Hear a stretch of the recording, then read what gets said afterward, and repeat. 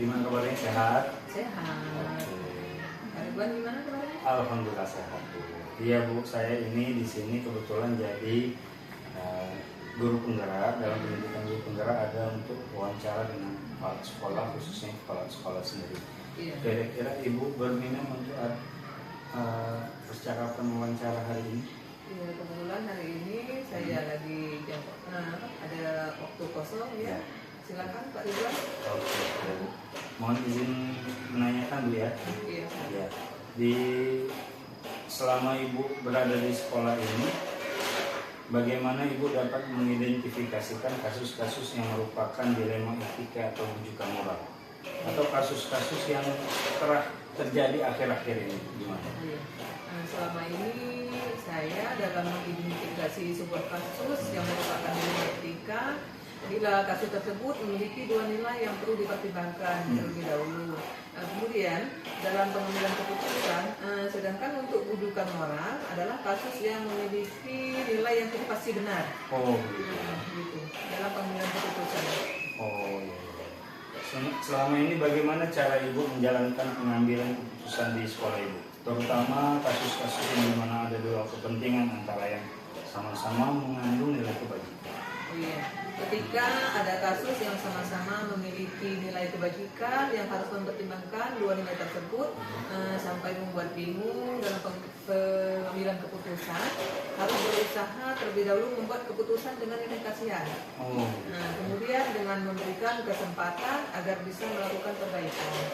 Namun bila tetap tidak ada usaha untuk memperbaiki, maka nilai keadilan yang akan digunakan. Oh, seperti itu.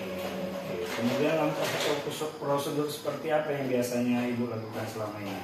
Atau langkah-langkah ketika menghadapi suatu kasus di sekolah ini? Langkah pertama yang biasa dilakukan adalah dengan komunikasi untuk mencari tahu apa yang sebenarnya terjadi. Kemudian memberikan teguran atau surat pemanggilan itu yang dikeluarkan oleh kepala sekolah sendiri. Kemudian bila teguran atau surat pemanggilan tersebut tetap tidak diindahkan, maka langkah selanjutnya yaitu saya selaku kepala sekolah akan konsultasi dengan pengawas. Seperti itu. Oh ya, konsultasi sama pengawas Bu ya. Oke. Kemudian hal-hal apa saja yang selama ini Ibu anggap efektif dalam pengambilan keputusan pada kasus-kasus dilema etika? Iya. Hal efektif dalam pengambilan keputusan adalah dengan adanya komunikasi.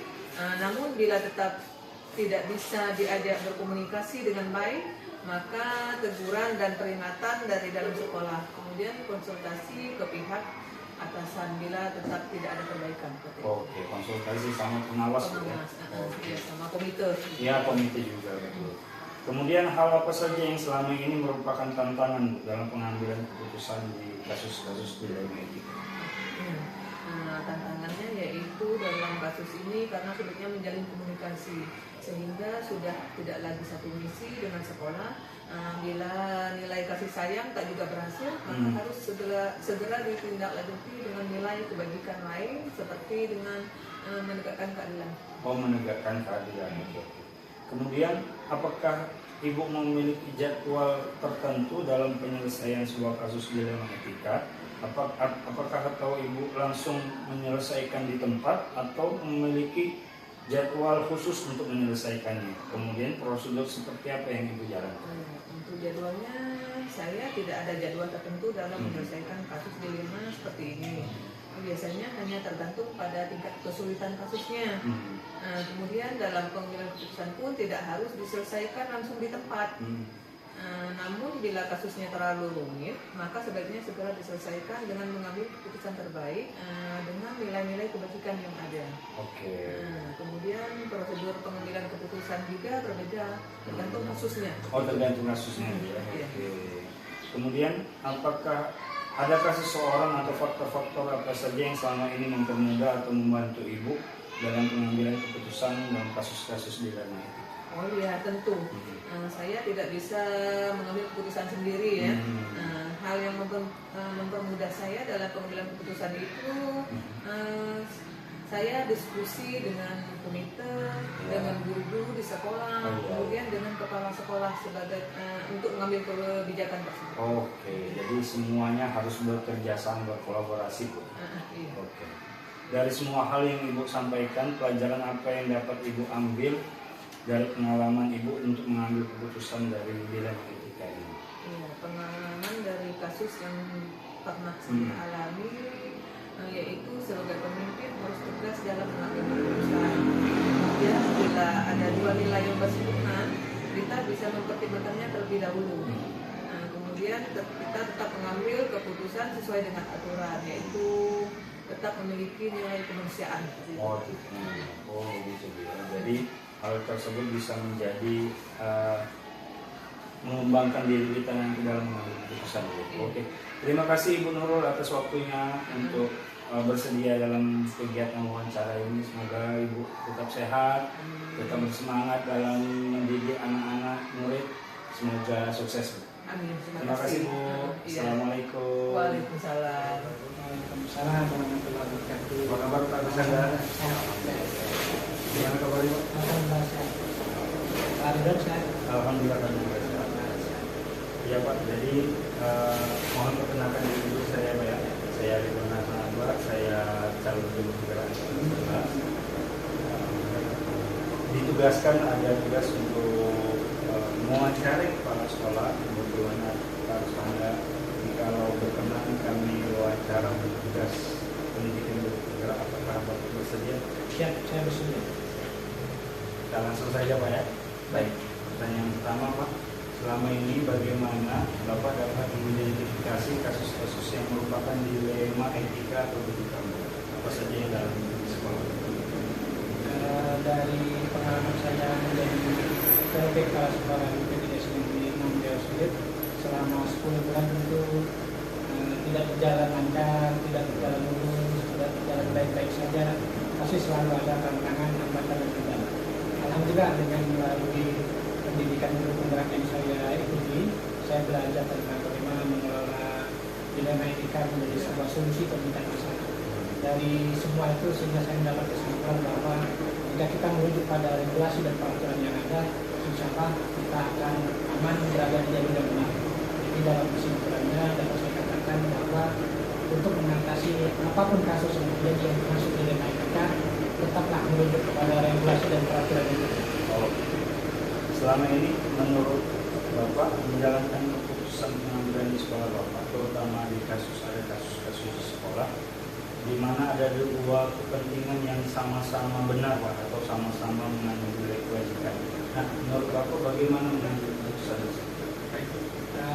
Pada saat terjadi kasus yang merupakan dilema etika antara suatu pertimbangan moral dengan aturan yang berpijak, maka sekali lagi saya katakan saya akan tetap berpijak kepada peraturan dan regulasi yang ada. Namun dengan sebaik mungkin saya akan mengedukasi seluruh warga sekolah agar dapat menerimanya sebagai sebuah keputusan yang didasarkan oleh peraturan yang benar-benar harus ditaati bersama. Seperti itu.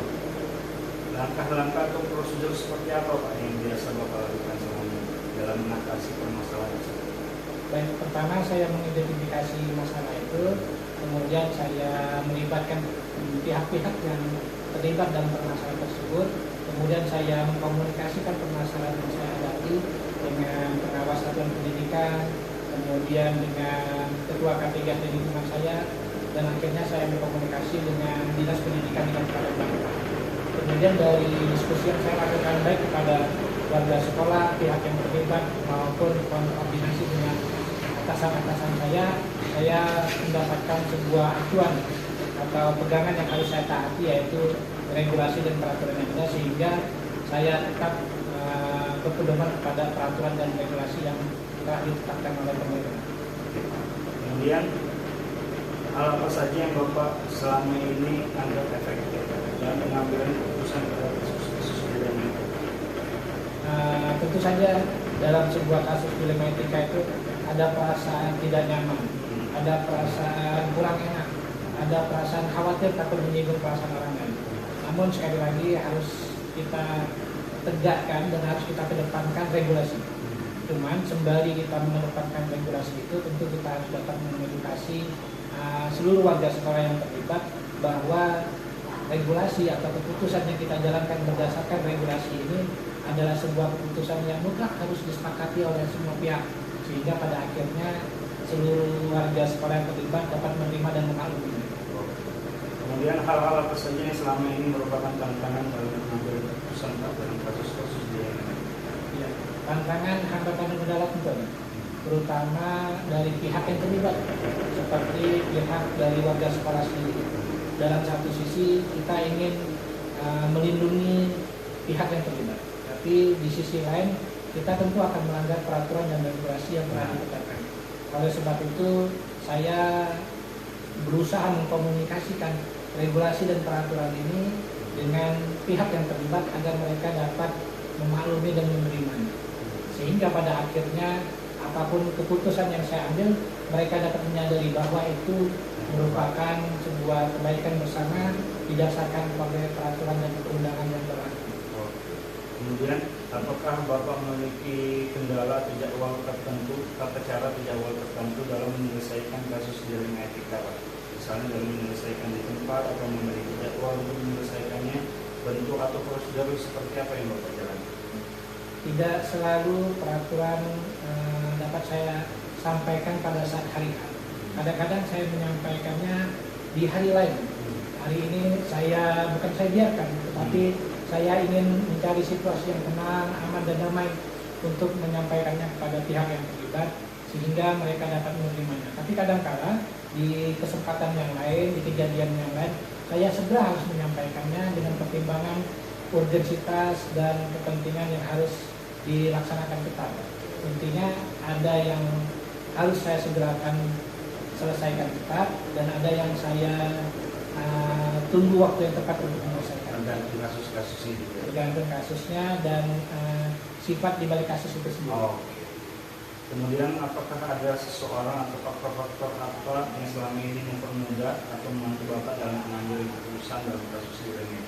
Alhamdulillah, dengan kita berkoordinasi kepada pengawas satuan pendidikan, kemudian kepada ketua K3S, kemudian kepada Dinas Pendidikan di Kabupaten Bangka, saya mendapat gambaran dan dukungan dari mereka semua untuk terus melaksanakan tugas saya sebagai PLT Kepala Sekolah dengan baik dan benar sesuai regulasi dan peraturan perundang-undangan yang berlaku. Yang terakhir Pak, dari semua yang Bapak sampaikan tadi, pelajaran apa yang dapat Bapak petik dalam pengalaman Bapak dalam mengambil keputusan ini? Baik, dari 10 bulan pengalaman ini saya mendapat kesimpulan bahwa apapun yang terjadi, siapapun yang terlibat, dan bentuk apapun pelanggaran itu, kalau seandainya kita kembalikan, kita pulangkan kepada peraturan dan perundangan, itu semua akan menyelamatkan semua pihak. Saya pikir kembalinya adalah peraturan dan perundangan yang berlaku. Oke, kalau begitu saya terima kasih atas waktu Bapak sudah meluangkan waktu dalam acara ini. Semoga kedepannya kita bisa menjadi pribadi yang lebih baik lagi dan menjadi pendidik yang benar-benar melihat kebutuhan siswa dan bisa memecahkan kasus tanpa harus mengorbankan satu sama lain. Ya. Terima kasih Pak Rusana. Terima kasih. Saya pamit. Wassalamualaikum warahmatullahi wabarakatuh. Waalaikumsalam warahmatullahi wabarakatuh. Semoga sukses. Mari, Pak. Amin.